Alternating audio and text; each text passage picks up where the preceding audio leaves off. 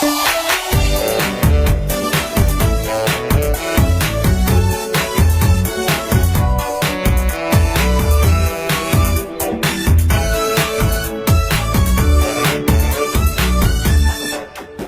នសង្សារមួយនេះនាងសែនខំពីគី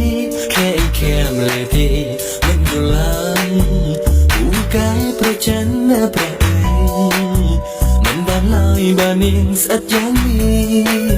ពេលដែលខំលំដងបងថំស្ទើមិនបានព្រោះស្រីបើក៏យ៉ាងរំខានយ៉ាងនេះទៅណាមិនប្រាប់នាងនឹងឆែទល់ដំរែងតើឲ្យត្រូវធ្វើយ៉ាងណា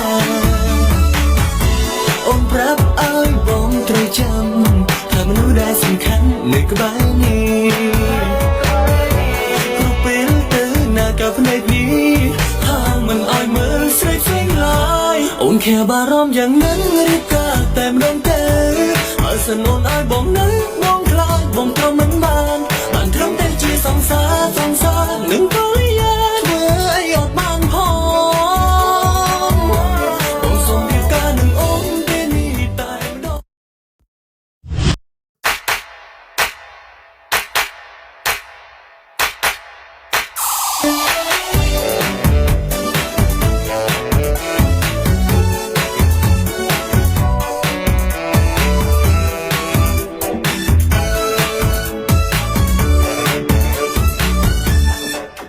មានសង្សារមួយនេះនាងសែនខំពីគី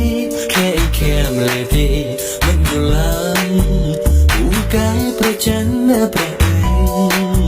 មិនបានឡើយបើនាងស្អិតយ៉ាងនេះពេលដែលខំលំដងបងថំស្ទើមិនបានព្រោះស្រីបើក៏យ៉ាងរំខានយ៉ាងនេះទៅណាមិនប្រាប់នាងនឹងឆែទល់ដំរែងតើឲ្យត្រូវធ្វើយ៉ាងណាអូនប្រាប់ឲ្យបងត្រូវចាំថាមនុស្សដែលសំខាន់នៅក្បែរនេះគ្រប់ពេលទៅណាក៏ភ្នែកនេះហាងមិនឲ្យមើលស្រីផ្សេងឡើយអូនខែបារម្ភយ៉ាងนั้นឬក៏តែម្ដងទៅឲ្យសននឲ្យបងនៅបងខ្លាចបងត្រូវ